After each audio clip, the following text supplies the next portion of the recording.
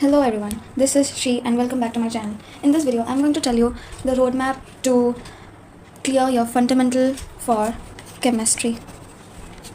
So, in this video, I'm going to tell you what are the things you have to do to clear your fundamental for chemistry. So चलते हैं शुरू करते हैं. So in this video, I'm going to tell you about phase 1 and phase 2. These are both important to clear your fundamental for chemistry. So starting with phase 1, first thing हमें जो करना है that is atomic mass. Atomic mass रखना है हमें याद. मैंने कैसे याद रखा पता है? Like 1, 4, फिर 7, फिर 9, फिर 11, फिर 12, फिर 14, फिर 16, फिर 19, फिर ऐसे ऐसे करके मैंने याद रखा है वैसे. तो आप भी वैसे ही याद रख सकते हैं. The second thing is valencies. हम क्या करते हैं like valencies we remember till 20 और समथिंग. जैसे कि हमने जैसे पढ़ा 10th में 288 जो इलेक्ट्रॉनिक कन्फर्मेशन, अगर ऐसा होगा मतलब तो फिर वो नोबेल गैस होगा. इससे कम होगा मतलब वैलेंसीज हमने पढ़ा है ना, ऐसा ऐसा होता है. वैलेंसीज हम कैलकुलेट करते हैं, हमारे लिए इतना बना है. 11th में तो सारे बोलते हैं चेंज होगा. But anyways you have to remember the valencies after argon और कैल्शियम. हमें उसको भी अच्छे से याद रखना है. पूरा 30 तक हमें वैलेंसीज मतलब पीरियडिक टेबल 30 एलिमेंट्स तक हमें वैलेंसीज याद रखना है. Coming to the third number, the third thing is chemical properties. Now you would ask chemical properties किस चीज़ का? Okay, so acid, base and salt का और मेटल्स एंड नॉन मेटल्स का. ये बहुत इंपॉर्टेंट है. सपोज मैं एग्जांपल दूँ तो एसिड का प्रॉपर्टीज़, केमिकल प्रॉपर्टीज़ हम देखते हैं. Now I would ask what about physical properties. So let me tell you that physical properties हमें सबको पता है. लाइक आपने 7 में भी पढ़ा था, 8 में भी पढ़ा था और लाइक 9 में भी पढ़ा था और 10 में भी हमने इनफैक्ट पढ़ा है. सो हमने पढ़ा है. तो ये ऑब्वियस चीज़ है कि हमें फिजिकल प्रॉपर्टीज़ याद रहना चाहिए. बट केमिकल प्रॉपर्टीज़ में ज़्यादा लाइक ध्यान इसलिए दे रही हूँ बिकॉज दैट्स इंपॉर्टेंट. ओके, जैसे कि फॉर एग्जाम्पल हमें क्या पता है, एसिड प्लस मेटल क्या देता है हमें? Metal salt plus hydrogen gas liberate होता है. फॉर एग्जाम्पल मेरा भाई गाड़ी खेला है, so ignore the like sound. So for example अगर मैंने एसिड लिया H2SO4 और मेटल लिया Zn, तो क्या निकलेगा? ZnSO4 plus hydrogen. तो बोलने का तात्पर्य ये है कि जैसे कि हमने यहाँ पे जो प्रॉपर्टीज़ जो उसका प्रॉपर्टी है हमने देखा, तो उससे यहाँ पे मैंने दिखाया भी कि कैसे केमिकल प्रॉपर्टीज़ ये सब होते हैं, लागू भी होते हैं रिएक्शंस पे. तो वही नेक्स्ट स्टेप वही उसी से रिलेटेड रहेगा. यहाँ पे जगह नहीं है, मैं वापस लिखती हूँ. 4 नंबर ये है relate chemical properties with all reaction. जैसे कि फॉर एग्जांपल जैसे अभी ही हमने जैसे लिया Zn प्लस H2SO4, तो मेटल सॉल्ट निकला that is ZnSO4 plus hydrogen निकला. तो अगर मान लो आपके बुक में ऐसे रिएक्शन लिखा होगा, what you have to do is you have to relate every property. Like इसमें क्या प्रॉपर्टी लग रहा है आपको सोचना है. अच्छा ये Zn है यानी कि ये तो मेटल है. H2SO4 सल्फ्यूरिक एसिड यानी कि एक एसिड है. अच्छा तो मेटल और एसिड मिलने के बाद ये ZnSO4 यानी कि जिंक सल्फेट आता है जो कि एक मेटेलिक सॉल्ट है और हाइड्रोजन गैस लिबरेट होता है. तो इससे हमें कौन सा प्रॉपर्टी पता चला? या जब एसिड मेटल के साथ रिएक्ट होता है तो metal salt plus hydrogen gas liberate होता है. तो ऐसे सब लाइक लिटरली बोल रही हूँ, हर रिएक्शन को उससे कंपेयर करके लिखना है आप लोगों को. लाइक हाँ इसमें ये प्रॉपर्टी लगा, इसमें ऐसे करके पढ़ना है. ऐसा नहीं कि बस रिएक्शन दिया है उसे पढ़ते जाओ. ऐसा नहीं रखना नहीं है. If you do like this your fundamental will be very clear. I guarantee you this. And 5th number is very important, that is reactivity series. आप एक बार अच्छे से रिएक्टिविटी सीरीज़ याद रख लेना. This is the basic thing I am telling you. ये तो पूरा बेसिक सा हो गया, मतलब ये बेसिक चीज़ें हैं जो आपको करना है, जो कि फेज़ 1 में आते हैं. The next thing is phase 2. अच्छा फेज़ 2 में काफ़ी लोग सोच रहे होंगे फेज़ 2 में क्या है. ओके, फेज़ 2 में मैं अभी बताने जा रही हूँ क्या है. फेज़ 2 स्पेशली हायर लेवल को जाने के लिए और ज़्यादा हायर लेवल को जाने के लिए होता है. लाइक फॉर 11th अगर आप जा रहे हो तो लाइक फेज़ 2 क्लास 10 से जो लोग 11th पे जा रहे हैं उनके लिए बहुत ही नेसेसरी है. और जो बच्चे क्लास 9 से 10th आ रहे हैं उनके लिए फेज़ 1 भी काफ़ी है. और जो मतलब 10 से 11 जा रहे हैं उनके लिए दोनों फेज़ ही लागू होते हैं. And these all are for average students as well, और जिनके फंडा क्लियर भी नहीं उनके लिए भी है. Okay, so coming back two phase 2, हमें पहला चीज़ जो करना है वो है list of all reactions. It's very helpful, it's gonna be really very helpful. आप में से काफ़ी सारे लोग देखिए बहुत ही इम्पॉर्टेंट है. आप में से काफ़ी लोग ऐसे पढ़ देते होंगे reaction, but list of all reaction रखना ज़रूरी है। Wait let me give you for instance, मैंने इसमें लिखा था, जैसे कि आप देख सकते हो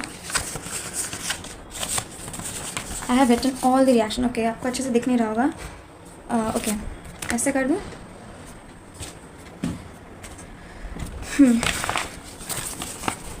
फॉर एग्ज़ाम्पल यहाँ से आप देखने की कोशिश करना। देखो, केमिकल रिएक्शन एंड इक्वेशन, ये तो मैंने ऐसे लिखा, बट यहाँ पे एक्चुअली में मैंने सारा रिएक्शन का लिस्ट लिखा है। साइड पे ये भी लिखा है इसमें कौन सा रिएक्शन हुआ है, ये कौन सा रिएक्शन, ये कौन सा रिएक्शन, इसे लिख सकते हो। और हाँ, ये बहुत ही इंपॉर्टेंट है, सीरियसली बहुत इंपॉर्टेंट है। लाइक सबका मैंने लिस्ट रखा है यहाँ पे। मैं फ़ोटो भी सेंड कर दूँगी आपको, आप मतलब ले लीजिएगा वहाँ से स्क्रीनशॉट लेके, क्योंकि मुझे PDF में डिस्क्रिप्शन में कैसे सेंड करते नहीं पता। एनीवेज, सो यहाँ पे CuCl2 ये सब मैंने किया है इतना तक। फिर और भी इस तरफ भी है, काइंड ऑफ मेरे 100 के ऊपर तो हो रहे हैं, लाइक 100 लाइक 120 या 150 के आसपास हो रहे हैं। तो इतना मैंने किया है। मैं इसका फ़ोटो डेफिनेटली आपको सेंड कर दूँगी। अभी जो 10th में है, या तो जो अभी 9th से 10th में आ रहे हैं, इन लोगों को बहुत हेल्पफुल होगा। Okay, so coming back to the next point. Next point है कलर ऑफ एलिमेंट्स या कंपाउंड्स। ओके, नाउ कलर की बात क्यों कर रहा हूँ, पता है आप लोगों ने देखा होगा X Y Z देते हैं, लाइक आपको पता ही नहीं होता X Y Z क्या होता है। लेट मी टेल यू, मेरे साथ भी ये प्रॉब्लम होता है। मैं जब 10th में आई थी, like everything seemed easy to me. अरे chemical reaction and equation is very easy. I have completed all kind of reaction, जैसे कि डिस्प्लेसमेंट रिएक्शन, डबल डिस्प्लेसमेंट, फिर कॉम्बिनेशन, वो जो ऑक्सीडेशन रिडक्शन, मतलब वो सारे रिएक्शंस मुझे काफ़ी इजी लगते थे। एंड आई वाज लाइक हाँ हो ही गया। But when questions came in this way, ये एलिमेंट है, ये एलिमेंट ये गैस छोड़ता है, ये ऐसा होता है, वो होता है, अब निकालो एलिमेंट्स को, XYZ के भी फॉर्म में दिया होता है। एंड तब मैं फंस जाती हूँ, अरे यार मैंने तो सब पढ़ा था, ये आ क्यों नहीं रहा? क्योंकि हमने कलर वो उस पर सब ध्यान ही नहीं दिया। रिएक्शंस पे आपको पता चलता था ये बढ़ने से क्या होगा, ये और ये मिलने से कौन सा गैस छोड़ेगा, ये सब तो पता होता है। But colour is very important guys. तो कलर हमें आप याद रखना, तो इसलिए कलर बहुत ही इंपॉर्टेंट है, क्योंकि ये बहुत बड़ा रोल प्ले करता है। एनीवेज, तो कलर जैसे कि मतलब मैंने फिर से एक लिस्ट बनाया, उसको भी मैं आपको सेंड करूँगी। वेट,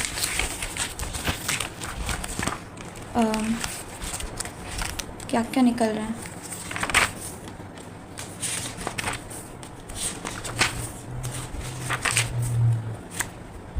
ये अभी देख के बोलोगे आप तो 10th में ये सब कैसे पढ़ रहे हो। तो बेसिकली मैं हमारे स्कूल में क्या है, लाइक फाउंडेशन प्रोवाइड करते, तो उसमें ये सब आते हैं। ओके, कहाँ गया, वेट, ये रहा, ये वेट। अगर आप स्क्रीनशॉट ले सकते हो अच्छी बात है, वरना मैं बाद में फ़ोटो भी मतलब शेयर तो नहीं कर सकूँगी, उसमें भी आपको स्क्रीनशॉट ही लेना है यहाँ से, वरना ले सकते हो आप स्क्रीनशॉट अच्छे से अगर दिख रहा है तो। हो गया, these are all kind of colours. इसके बाद भी कुछ मिले आपको तो उसको भी ऐड कर देना, मैंने तो लिखा है। और अच्छा हाँ, यहाँ पे भी मैंने 27, 25, 26, 27 ऐसे करके लिखा है, सो उस पर भी ध्यान देना। Okay, now coming back to our study. ये तो था कलर। फिर 3rd नंबर पे हमारा आता है, तो 3rd पे आता है हमारा मेटल्स एंड नॉन मेटल्स के चैप्टर में ज़्यादा कुछ इंपॉर्टेंट नहीं है। जो इंपॉर्टेंट है वो तो मैंने आपको पहले से लिख ही दिया। वेट, मेटल्स ये L है, ये P है। हाँ, मेटल्स एंड नॉन मेटल्स में है। इंपॉर्टेंट तो मैंने बता दिया, केमिकल रिएक्शन केमिकल प्रॉपर्टीज़ जो आपको मैंने फेज़ 1 में ऑलरेडी बता चुकी हूँ।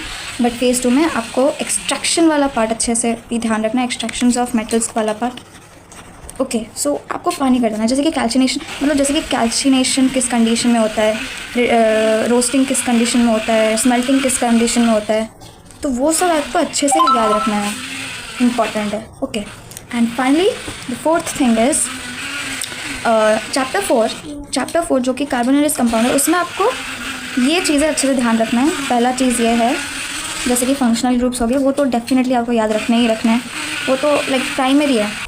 तो सेकंड चीज़ ये है, सेकंड चीज़ हमारा है लाइक फंक्शनल ग्रुप तो वेरी प्राइमरी है, वेरी प्राइमरी, मतलब करना ही करना है वो तो। एनीवेज, बट चैप्टर 4 में और इम्पॉर्टेंट ये है all reaction, type of reaction. और टाइप ऑफ रिएक्शन का कहने का तात्पर्य ये है, जैसे कि हो गया addition reaction, substitution reaction, substitution reaction, फिर कंबशन रिएक्शन, इथेनॉल और आपका था इथेनॉइक एसिड, वही सब जो मतलब रिएक्शंस पे बेस्ड है, उन सबको पूरा पानी कर देना। Like they are very easy way, मतलब उसमें कुछ नहीं है। And the most important that is nomenclature. अब आप सोच रहे होगे ये नोमेनक्लेचर, बट सीरियसली बताओ 10th में तो इतना अच्छे से गहराई से कोई पढ़ाया नहीं होगा मुझे लग रहा है।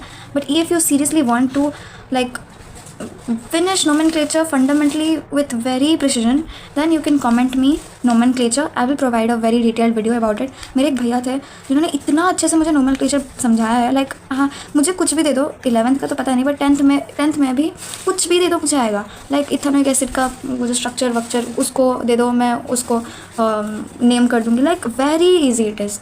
बस आपको स्टेप बाय स्टेप किसी ने समझाया नहीं है, वरना बहुत ईजी लगेगा। अगर आप बोलते हो मैं स्टेप बाय स्टेप पूरा अच्छे से समझाऊंगी, बहुत प्रिसीजन के साथ ये समझ लोगे। लेकिन सीरियसली तो चैप्टर 4 में आपको functional group, all types of reaction और नोमेनक्लेचर, ये 3 चीज़ें याद रखना है। तो हमारा फेज़ 2 में ये 4 चीज़ें वेरी इंपॉर्टेंट है। तो इन सब चीज़ों के बाद आपको ज़्यादा कुछ करने की ज़रूरत नहीं है। So that's it guys. I hope आप क्लास 11th के लिए रेडी हो। Bye friends. अगर आपको मेरा वीडियो थोड़ा सा भी हेल्पफुल लगे तो you can like, share, subscribe and comment. So that's all. Thank you. She signing off. Bye.